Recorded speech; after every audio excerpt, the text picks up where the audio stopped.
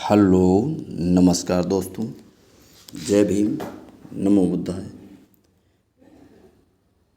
आज हम चर्चा करेंगे ध्यान और तथागत बुद्ध ने विपश्यना में क्या फ़र्क बताया। विपश्यना के द्वारा सभी दुखों का नाश हो सकता है, वो भी कैसे। तो अब हम बात करते हैं ध्यान की। ध्यान भारतीय परंपराओं का बहुत ही महत्वपूर्ण भाव है।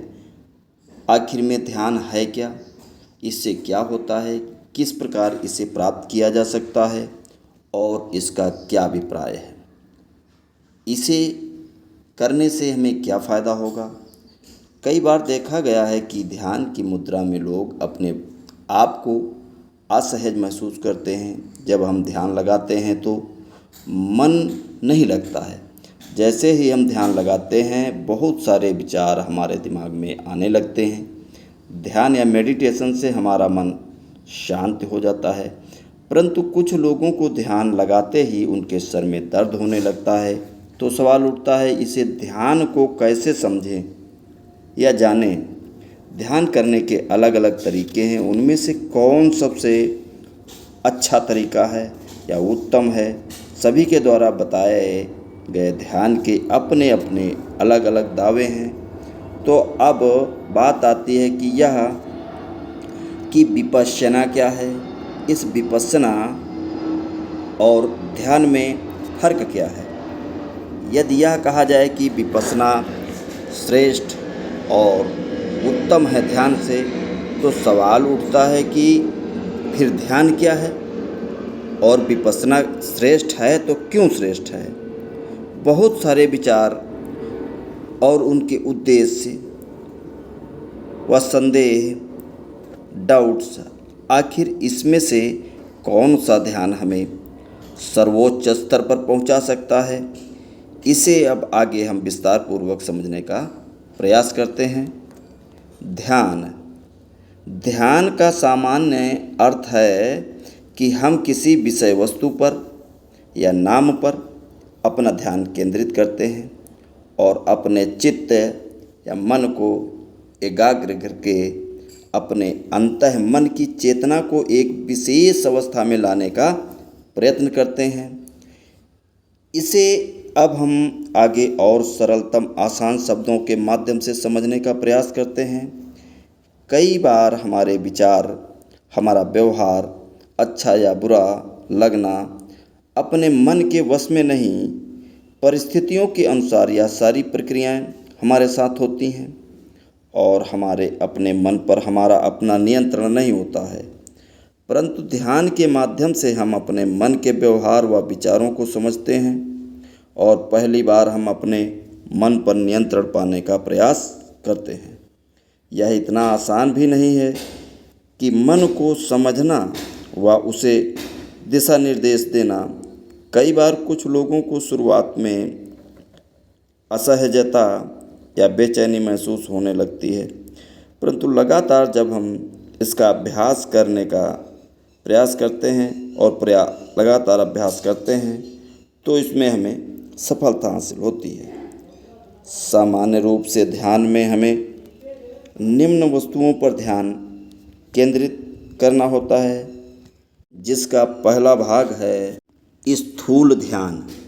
और स्थूल चीज़ों पर ध्यान लगाने को ही हम स्थूल ध्यान कहते हैं। जैसे सिद्धासन की अवस्था में बैठकर हम अपनी आँखों को बंद करके किसी ईश्वर, देवता, भगवान, देवी या मूर्ति या महापुरुष या धार्मिक पुस्तक या किसी मंत्र के शब्दों का उच्चारण या जाप अथवा किसी माला के द्वारा शब्दों का उच्चारण या प्रकृति के किसी विशेष विषय वस्तु का ध्यान या शरीर के हम किसी भी विशेष अंग का ध्यान करते हैं। तो इस प्रकार हम स्थूल ध्यान में ऐसी किसी विषय वस्तु के बारे में ध्यान को केंद्रित करते हैं और अपने चित्त को उस विषय वस्तु पर एकाग्र करने का प्रयास करते हैं या एकाग्र करते हैं। दूसरा है ज्योति ध्यान। इस ज्योति रूप का ध्यान किया जाता है। आँखों को बंद करके दोनों भौहों के बीच भ्रुकुटी पर ध्यान लगाकर पूर्ण रूप से अपने अंदर और बाहर से मौन रहकर अपने अंदर शांति का अनुभव करना होता है। कुछ अनुभव करना, होश पूर्वक अंधकार को देखते रहना ही भ्रुकुटी या ज्योति ध्यान है। कुछ दिनों के अभ्यास के फलस्वरूप इसी अंधकार में से एक ज्योति का उद्गम होता है। ऐसा हो सकता है कि यह ज्योति कई रंगों में बदलती हुई दिखाई दे, पहले काली हो, फिर पीली हो या बाद में सफ़ेद होती हुई नीली। इन अवस्थाओं में धीरे धीरे साधक को लगता है हमारे चारों ओर श्वेत तथा सफ़ेद शीतल प्रकाश फैला हुआ है। हमारे संपूर्ण शरीर में व त्वचा के सारे छिद्रों से प्रकाश पुंज हमारे शरीर में प्रवेश कर रहा है। तभी हम उस प्रकाश पुंज या प्रकाश ज्योति में समाकर प्रकाशमान होने लगते हैं। तीसरा है सूक्ष्म ध्यान। सूक्ष्म ध्यान जिसे हम अपनी इंद्रियों के माध्यम से अनुभव नहीं कर सकते या अवलोकित या अति इंद्रिय विषयों का ध्यान करना ही सूक्ष्म ध्यान कहलाता है। उदाहरण के रूप में जैसे ओमकार का श्रवण, आंतरिक आलोक दर्शन, साक्षी चैतन्य का अनुभव। तो इस प्रकार से कई विषयों पर ध्यान केंद्रित कर अपने अंतः मन को एकाग्रचित किया जा सकता है।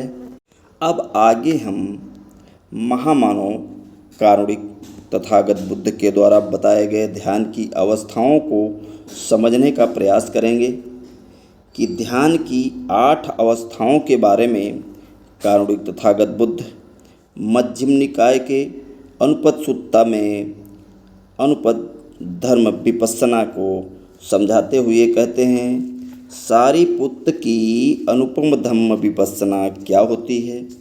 इसके अंतर्गत सारिपुत्त प्रथम ध्यान को प्राप्त हो विहरते हैं। उस समय इसके प्रथम ध्यान के धम्म एक के पीछे एक व्यवस्थित होते हैं।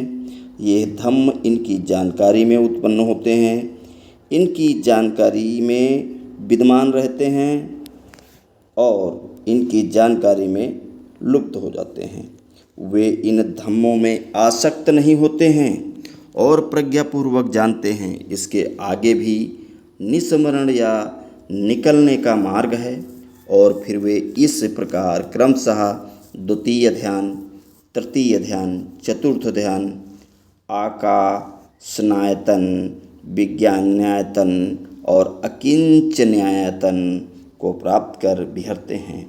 जब वे अकिंचन्यायतन का अतिक्रमण करके नैव संज्ञानायतन की अवस्था को प्राप्त कर विहरते हैं और इसकी संपत्ति लाभ कर स्मृति सहित उठाते हैं, तो पहले के निरुद्ध हुए धम्मों को सम्यक प्रकार से देखते हैं। वे इन धम्मों में आसक्त नहीं होते और प्रज्ञापूर्वक जानते हैं इसके आगे भी निस्सरण या निकलने का मार्ग है। परंतु जब वे नैव संज्ञायतन का अतिक्रमण कर संज्ञा वेदीयति की अवस्था को प्राप्त कर विहरते हैं, तब प्रज्ञा से देखकर उनके आश्रव पूर्णतया क्षीण हो जाते हैं। जब वे इसकी संपत्ति लाभ कर स्मृति सहित उठते हैं, तब पहले के निरुद्ध हुए धम्मों को सम्यक प्रकार से देखते हैं। वे इन धम्मों में आसक्त नहीं होते और प्रज्ञापूर्वक जान लेते हैं इससे आगे निस्सरण या निकलने का मार्ग नहीं है। तो हम देखते हैं कि तथागत बुद्ध ध्यान की अवस्थाओं का अलग अलग वर्णन करते हैं। वो वर्णन करते हैं प्रारंभिक अवस्था, किसी भी एकांत जगह में सुखासन या किसी भी अपनी सुगम अवस्था में बैठकर अपने चित्त या मन को एकाग्र करना। परंतु यह पहला प्रयास होता है कि हम कोई आदेश अपने मन को दें और हमारा मन उसे स्वीकार करे और माने। और हम देखते हैं कि हमारा मन ध्यान करते ही हमारे नियंत्रण से बाहर जाकर कुछ ही क्षणों में अनगिनत विचारों को जन्म देता है। कभी अपनी सुखद संवेदनाओं में बहकने लगता है, जो हमारे मन को बहुत ही मधुर स्मृति का एहसास कराती हैं। किसी सफलता की कल्पना, किसी विषय वस्तु को पाने का सुखद एहसास या किसी भी प्रेयसी के मधुर संबंध का एहसास। इस प्रकार की सुखद संवेदनाएं हमारे अंतः मन को एक अजीब से आनंद का एहसास कराती हैं, परंतु अगले पल या क्षण इन सुखद संवेदनाओं के नष्ट होने का या उनके खोने का एहसास हमारे अंतःमन को अथाह पीड़ा से भर देता है। हमारे जीवन के नकारात्मक या सकारात्मक एहसास या विचार दोनों ही हमारे अंतःमन को बेचैनी, व्याकुलता व छटपटाहट से भर देते हैं। प्रथम या पहली बार ध्यान करने के समय लगभग सभी की यही अवस्था होती है। इसके आगे ध्यान की प्रथम अवस्था में कारुणिक तथागत बुद्ध दो निर्देशों का पालन करने को बहुत ही प्रमुखता से करते हैं। प्रथम ध्यान। इस प्रथम ध्यान की अवस्था में कारुणिक तथागत बुद्ध पहला निर्देश देते हैं कि विताका। इस विताका में अपने मन को ध्यान के जरिए या ध्यान के माध्यम से अपनी सांसों पर लाना होता है। और दूसरा है विचारा। इसके माध्यम से बुद्ध कहते हैं कि अपने ध्यान को अपनी सांसों पर ही टिकाए रखना है, बनाए रखना है, क्योंकि मन का भटकना इसका मूल स्वभाव है। ऐसा कहा जाता है कि एक दिन के अंदर लगभग 70,000 विचार हमारे मन में आते हैं और हमारे मन का सोचना इसकी स्वाभाविक प्रक्रिया है। इसके लिए हमें विताका और विचारा के माध्यम से अपना ध्यान अपनी सांसों पर बनाए रखने का प्रयास करते रहना है। प्रथम ध्यान की अवस्था में पहली बार जब हम अपने मन को ये आदेश देते हैं कि यह सांसों पर ही रहे, अभी तक हमने हमारे अपने मन को इस प्रकार के दिशा निर्देश नहीं दिए हैं या निर्देश में रहने की आदत नहीं है, क्योंकि अभी तक हम सुखद अपने मन के दिशा निर्देशानुसार चलाते आए हैं। ये पहली बार है कि हम विपश्यना के ध्यान के माध्यम से अपने मन को आदेश दे रहे हैं कि वह हमारी सांसों पर ही टिका रहे। यह इतना आसान भी नहीं होता है, इसके लिए काफ़ी अभ्यास की आवश्यकता पड़ती है, परंतु निरंतर अभ्यास करने के बाद हम ये पाते हैं कि धीरे धीरे ये हमारा मन हमारे द्वारा दिए गए दिशा निर्देशों का अनुसरण करने लगता है। तथागत बुद्ध सांसों पर ध्यान के साथ साथ अपने शरीर की संवेदनाओं के अनुभव की भी बात करते हैं। दूसरे प्रयास में शरीर की स्थूल व सूक्ष्म संवेदनाओं का अनुभव करते हैं। प्रारंभिक प्रयास में हम शरीर के बाहरी अंगों के स्थूल संवेदनाओं का अनुभव करते हैं। अपने शरीर के अलग अलग भागों पर अलग अलग संवेदनाओं का अनुभव करना, इसकी शुरुआत हम अपने सिर के ऊपरी भाग से कर सकते हैं। यह संवेदना हवा, ऊर्जा, गर्मी व शीतलता व खुजली या किसी भी रूप में हो सकती है। सर के ऊपरी हिस्से की संवेदना का अनुभव करते हुए हमें आगे बढ़ना है। सर से माथे की तरफ, माथे से आँखों की तरफ, आँखों से के माध्यम से मध्य में और फिर नाक की तरफ धीरे धीरे ऊपरी होंठ व सांसों और गाल, कानों, गले से नीचे की तरफ सभी सूक्ष्म संवेदनाओं को उनके क्रमानुसार अनुभव करते रहना है। किसी भी संवेदना या अनुभव पर टिकने नहीं देना है अपने मन को। शरीर के मध्य भाग से होते हुए क्रमानुसार अनुभव करते रहना है। नीचे की ओर बढ़ते जाना है और फिर पुनः इसी प्रक्रिया को दोहराते रहना है। प्रारंभ में ये संवेदनाएं शरीर पर उत्पन्न संवेदनाओं से जुड़ी रहती हैं, परंतु इनका निरंतर अभ्यास करने पर धीरे धीरे शरीर की आंतरिक संवेदनाओं का भी अनुभव करने लगता है। धीरे धीरे सर से लेकर पैर तक शरीर के आंतरिक अंगों को भी महसूस करने लगते हैं। इस तरह से हमारा निरंतर अभ्यास हमारे मन पर अपना नियंत्रण पा लेता है। हमारा मन धीरे धीरे हमारे वश में होने लगता है और अब हम अपने मन को आदेश देते हैं और हमारा मन वही करने लगता है। तभी हमें यह देखने को मिलता है कि जीवन के सभी प्रश्नों पर हम विशेष प्रकार से सोचना शुरू कर देते हैं और हमारा व्यवहार बदलने लगता है। जहाँ पर हमारा अपना मन पहले सुखद संवेदनाओं के नियंत्रण में रहकर सोचता था और अब हम उसको अपने नियंत्रण में लेकर के आगे बढ़ते हैं और अपने जीवन की हर घटनाक्रम के आगे और पीछे सोचना शुरू कर देते हैं। जैसे जैसे मैं जो कर रहा हूँ या मैं क्या सोच रहा हूँ या क्या वो सब मिल जाएगा, हमें ऐसा कई बार आभास होने लगता है कि हमें अपने जीवन में कई बार इच्छाओं ने अपने वशीभूत किया है। क्या इनकी आवश्यकता भी है या इनका हमारे जीवन में कोई प्रभाव है? यहीं से धीरे धीरे हमारी प्रज्ञा या बुद्धिमत्ता जागृत होने लगती है।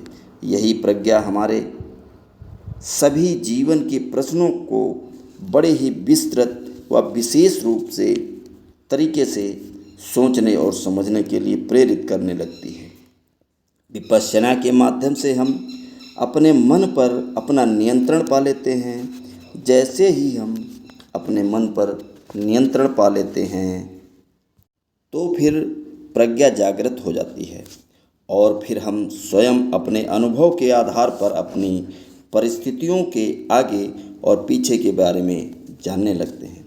यानी अपने जीवन के सत्य के रहस्य को हम पहचान लेते हैं। हमारे सारे भ्रम दूर होने लगते हैं। जैसे जैसे हम जीवन की सच्चाई से रूबरू होते हैं वैसे वैसे हमारे व्यवहार में भी बदलाव आने शुरू हो जाते हैं और हम सही सोच के साथ आगे बढ़ते हैं, जिसे कारुणिक तथागत सम्यक संबुद्ध सम्मादट्ठी कहते हैं। प्रज्ञा से सत्य को जानने के बाद सम्यक दृष्टि उत्पन्न होती है। यही सम्यक दृष्टि या सही दृष्टि हमें जीवन जीने के तरीकों में एक बड़ा ही परिवर्तन लाती है। इसके साथ ही साथ पहले ध्यान में मन के ध्यान के आलंबन से जुड़े रहने का प्रयत्न चलता रहता है, परंतु विचारों और तर्क वितर्क का सिलसिला भी साथ ही साथ चलता रहता है। साधक का काम, भोग, अकुशल अपने दुर्व्यवहारों या भावनाओं को अपने विचारों से दूर रखता है।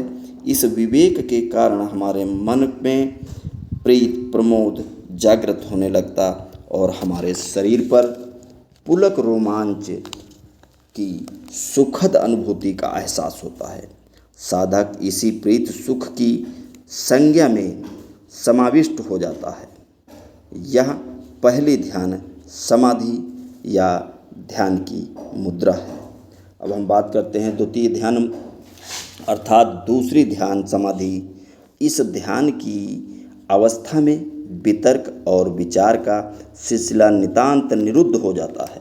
वितर्क और विचारों से मुक्त चित्त में जो शांति उत्पन्न होती है उसमें स्थित हुआ साधक चित्त के प्रीत प्रमोद और शरीर के पुलक रोमांच की सुखद संज्ञा में समाविष्ट होता है।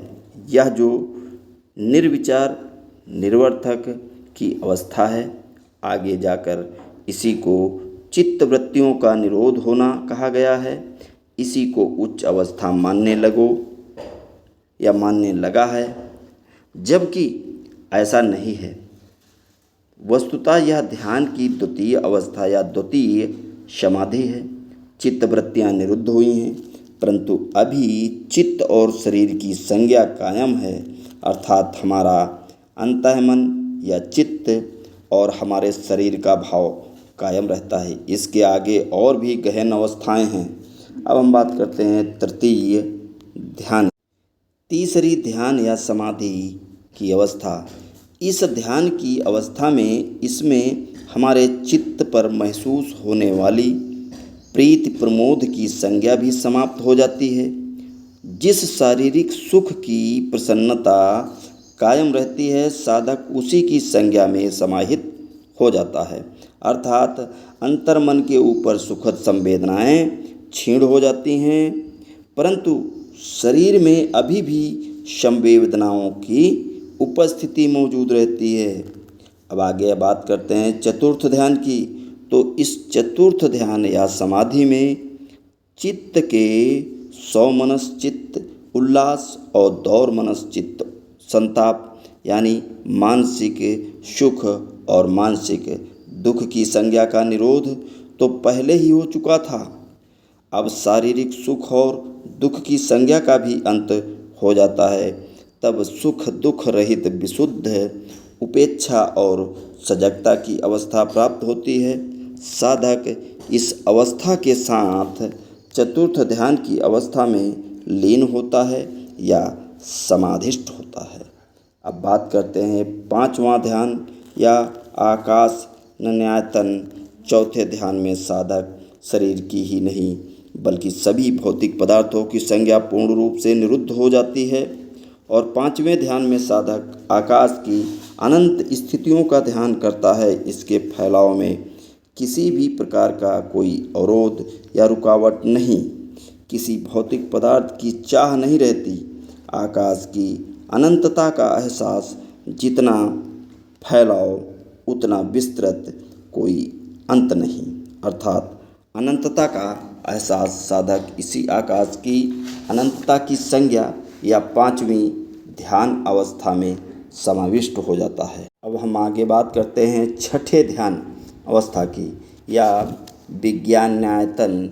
इसमें साधक अनंत आकाश के आलंबन से मुक्त हो जाता है और उससे आगे निकल कर देखता है कि विज्ञान यानी चित्त भी अनंत है, जितना चाहें उतना इसका प्रसार करें, क्योंकि अब इसके विस्तार में कोई किसी भी प्रकार की रुकावट नहीं है। अर्थात अनंत चेतना के अंतर्मन की गहराइयों में अनंतता का एहसास।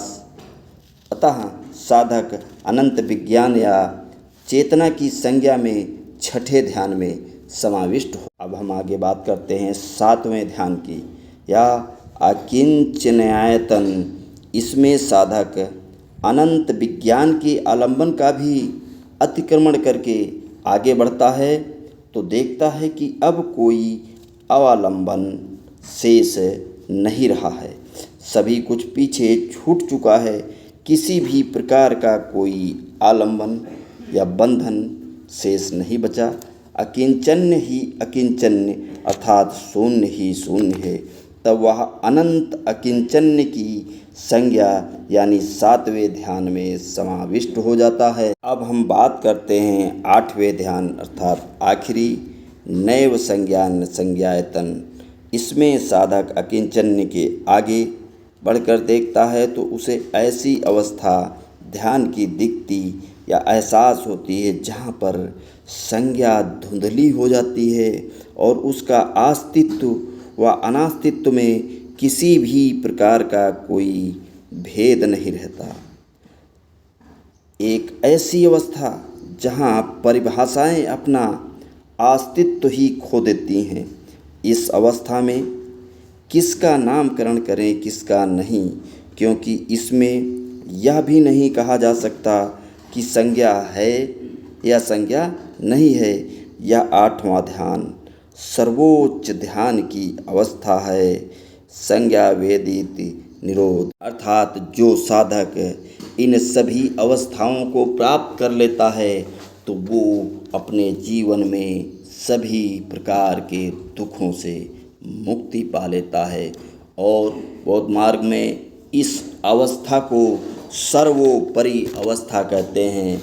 इसे ही अरहत भिक्षु प्राप्त करने के बाद वो हर एक चीज़ से विमुक्त हो जाता है। धन्यवाद।